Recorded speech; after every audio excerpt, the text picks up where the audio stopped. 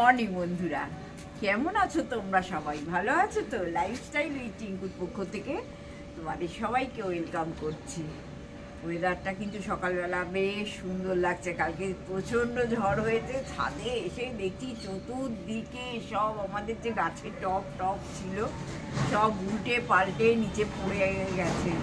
কালকে যদিও দাদা ছুটে নিচে থাকি এখন, এবার দাদা ছুটে এসে সব কিছু বন্ধ টন্ধ করেছে, কিন্তু তার মধ্যে যা ধুলো ঢুকে গেছে আর প্রচুর টবও পড়ে গেছে।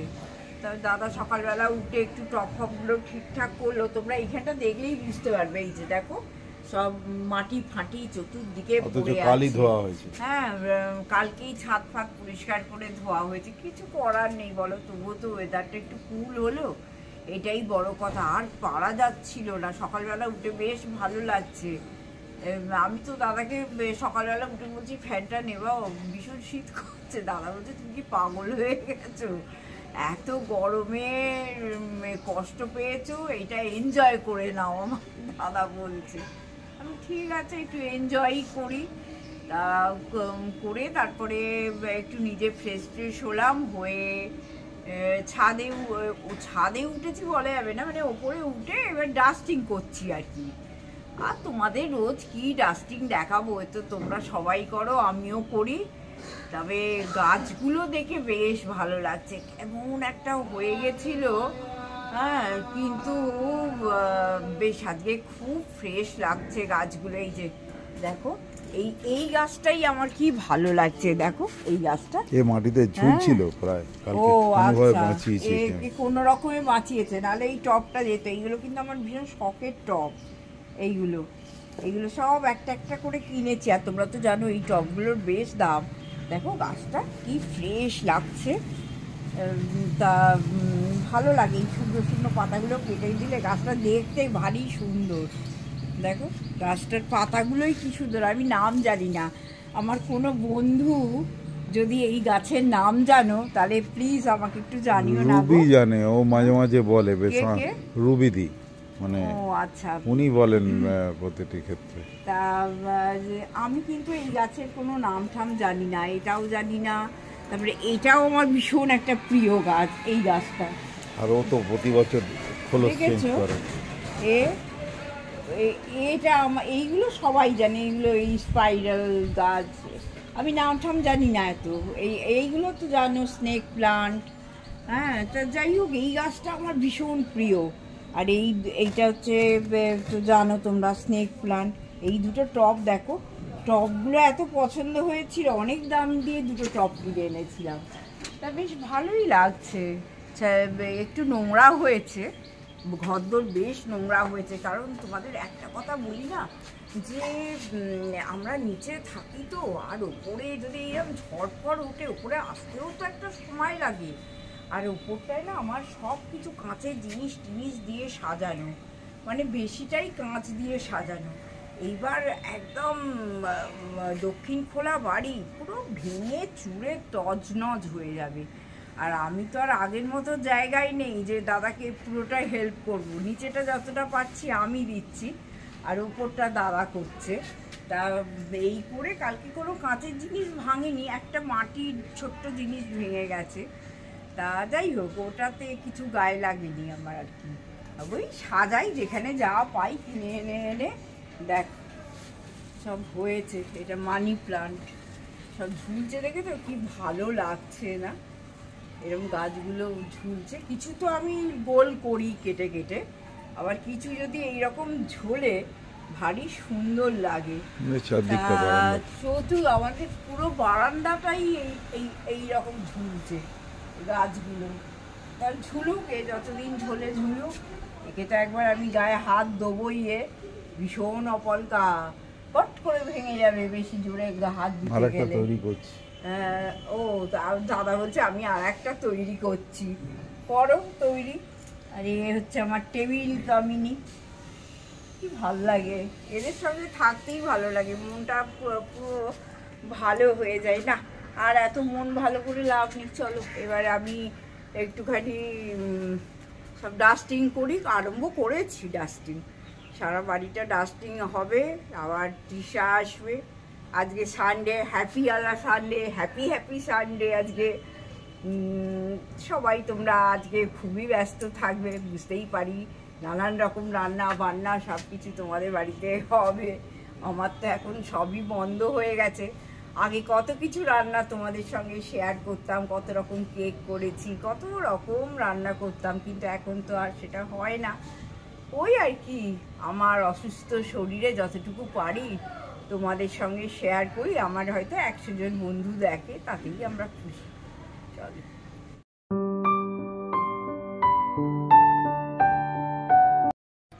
ওপরে সমস্ত ডাস্টিং করে এসেছি। কালকে ঝড় হয়েছে, কি নোংরা কি নোংরা। আবার ভাবছি রিমা যখন আসবে তখন আর একবার যাব, গিয়ে আবার আর একবার হাতটা উপরে ওঠা যাবে না, কেননা একবারে আমি পেরে উঠছি না। আর ওই যে তিশা উঠে পড়ছে, ওর কিন্তু সমস্ত কুমড়ো ফুকড়ো কোটা হয়ে গেছে। আজকে তো চিকেন হবেই, সানডে। তা ওই যে ওর হয়ে গেছে, ও উঠে পড়লো। এইবার ও রান্না বসাবে। আমাদের একটু আজকে ব্রেকফাস্ট তৃষা করে দেবে। তা ব্রেকফাস্ট খেতে খেতে আসছি। ওই যে তোমাদের বারবার বলি না যে এই যে পুরো বাড়ির কাজ, তারপরে হচ্ছে রান্না, সব কিছু মাথায় না এখন আর নিতে পারি না, মানে শরীরটা নিতে পারে না। তা তৃষা যেহেতু রান্নাঘরটা আমার সামনে দিয়ে যায়, সেহেতু আমার কি হয়েছে বলতো, একটু ডাস্টিং ফাস্টিংগুলো করে নিতে আমার এখন আর অসুবিধা হয় না। আর কালকে বৃষ্টি হয়ে তো বেশ ধুলোও হয়েছে, আবার একটু তো ঠান্ডা ঠান্ডা হয়েছে, খুব ঠান্ডা হয়নি। মানে যেমন মানে তাতা পোড়া অবস্থা ছিল সেটার থেকে একটু রেহাই পেয়েছি আর কি। ঠিক আছে, তোমাদেরও দেখিয়ে দিলাম। আজকে চিকেন পাতলা করে অল্প তেলে চিকেনের ঝোল হবে। আর কালকে তৃষা একটুখানি ঝিঙে পোস্ত করে দিয়ে গেছিল, সেই ঝিঙে পোস্ত আছে একটুখানি। তা ওই ঝিঙে পোস্তটা হবে আর খাওয়া হয়ে যাবে। আর একটুখানি ওই গোল গোল করে করলা ভাজা, ওটা বেশ ভালো লাগে খেতে, অল্প তেলে নন স্টিকে করলে বেশ খেতে ভালো লাগে। তা ওই আজকে রান্না। তা দেখবো যদি তৃষা কষতে কষতে একবার দেখিয়ে দিতে পারি তো দেখাবো।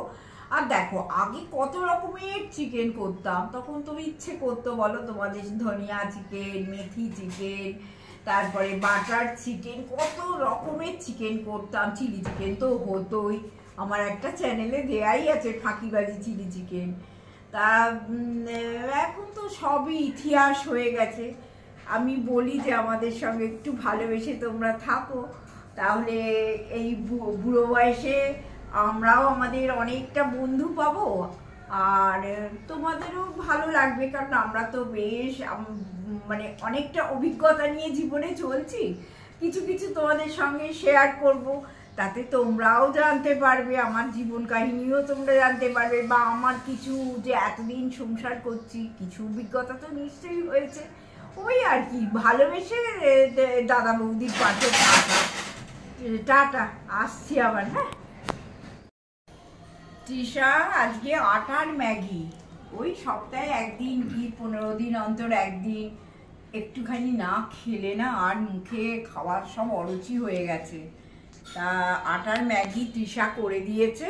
এই যে দাদারটা কিন্তু একটু সস দিয়েছে, আর এই টেস্ট মেকারটা দিয়েছে। আমারটা দেখো একদম সাদা, কিছু নেই। হ্যাঁ, জাস্ট একটু মরিচ গুঁড়ো দিয়েছে। দিয়ে ওই সপ্তাহে বললাম 15 দিন অন্তর একবার, যদি এটাই মনে হচ্ছে মানে সর্বসুখ খাওয়াতে, নুন ছাড়া তেল ছাড়া যা চলছে আমার খাওয়া দাওয়া নিয়ে না, এখন মনে হচ্ছে এটা কখন খাবো না, খেতে হবে, তার জন্য ওষুধটা অ্যাভয়েড করছে না। 10টার মধ্যে ওষুধ খেতে হবে। টাইম আমি মিস করি না জেনারেলি ওষুধে। একদম।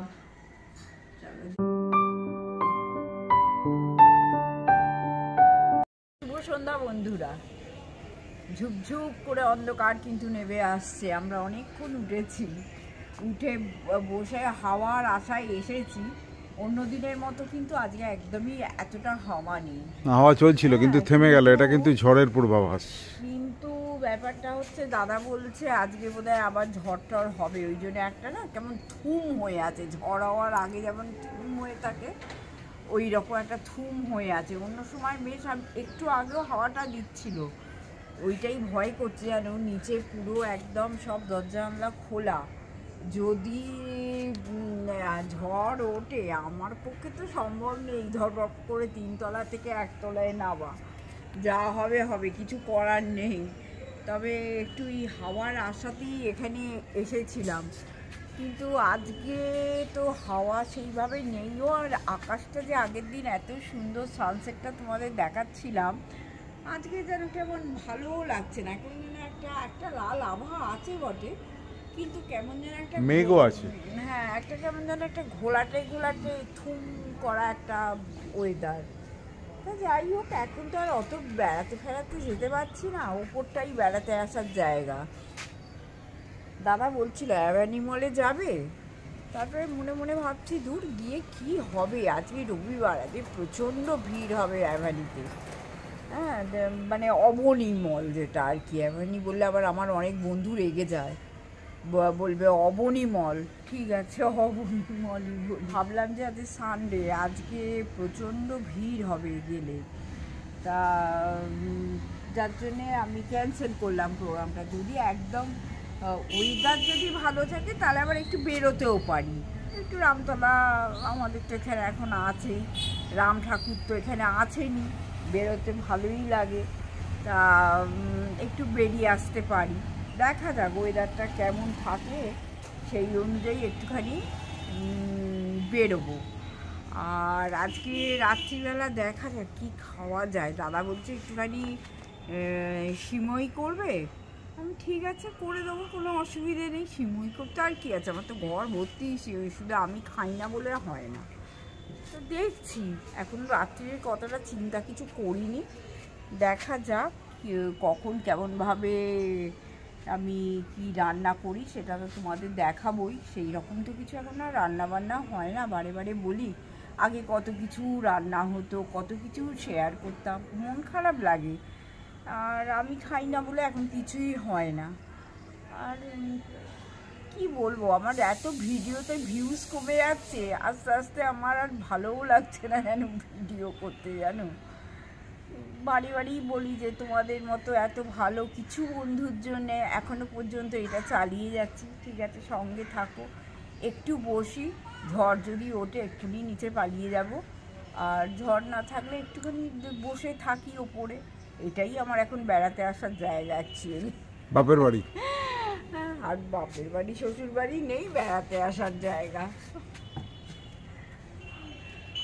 থেকে অনেকক্ষণ চলে এসেছি, তারপরে রান্নাঘরে তো ঢুকতেই হবে।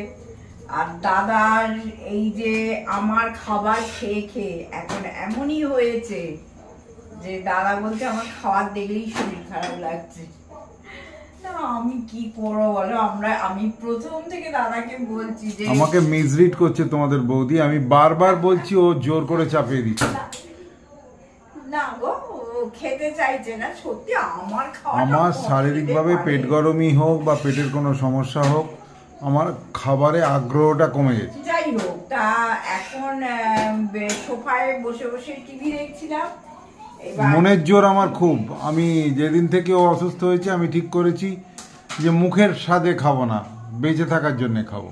তা টিভি দেখছিলাম, তাই মনে মনে ভাবলাম যে ঠিক আছে একদম সেঁকে সেঁকে একটু পরোটা করে দিই, আর প্রথমে বললাম যে একটু পুরি করে দিই, তারপরে দেখলাম পুরি তো খাবেই না ও, মানে সাংঘাতিক কথা, পুরি তো খাবে না। তাই আমি বললাম যে তাহলে এক কাজ করি, একটু পরোটা করে দিই, আর এই যে ঘুগনি নিচ্ছি মাইক্রোওভেনে গরম করব, হ্যাঁ একটু ঘুগনি।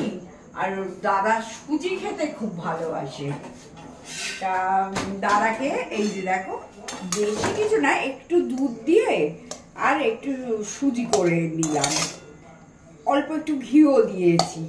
আর দেখবে দাঁড়াও, আমি না খেলে তো খাবে না, এই যে নিজের জন্য এইটা তুলে রেখেছি, এতে কিছুই নেই অ্যাকচুয়ালি, একটু দুধ শুধু আছে, ঘি ফি দিইনি, তাই এইটা খাচ্ছি। আবার আর বললাম একটু সকালবেলা ম্যাগি হয়েছিল, আঠার ম্যাগি, বললাম এটা খাও না, মুখটাও খেতে চাইছে না, কি করবো আর। তাই ঘুগনিটা গরম করে আর দাদাকে ওই পরোটা আর একটুখানি সুজি দিলে দাদা ভালো করে খাবে। ও কলা আছে ফ্রিজে, না কলা সব নষ্ট হয়ে যাচ্ছে। এই দেখো, যদি কলা খায় তো কলাও ছাড়িয়ে দেবো, কারণ কলাগুলো নষ্ট হয়ে, তরমুজটা জানো পুরোটাই প্রায় ফেলে দিতে হচ্ছে, খেতে পাচ্ছি না, এত নষ্ট হয়ে গেছে তরমুজটা। কাটলাম কালকে খাবো বলে, কালকে তাও একটু আধটু খেতে পেরেছি, কিন্তু আজকে একদমই খেতে পাচ্ছি না, কেমন বাজে হয়ে গেছে। কি করবো বলো, ওটা ভুল হয়ে গেছে, ওটা আবার ফ্রিজে তুলে রাখলেই ভালো হতো, কিন্তু অ্যাকচুয়ালি আমার একদমই এটা ভুল হয়ে গেছে। যাই হোক, কি আর করবো, ফেলেই দিতে হবে, কারণ আর খাওয়া যাচ্ছে না ওটা। তা যাই হোক বন্ধুরা, এখন ছোট্ট ছোট্ট ভিডিও দিচ্ছি, কারণ এখন তো আবার অ্যাক্টিভিটিস বড্ডই কম। তা তোমরাও থেকো আমার সঙ্গে, আর সাবস্ক্রাইব করতে ভুলো না, প্লিজ কমেন্ট করো। নিজেরা ভীষণ ভালো থেকো, আনন্দে থেকো, হাসি মজায় থেকো, আর সর্বোপরি জীবনে থেকো। Good night, tata.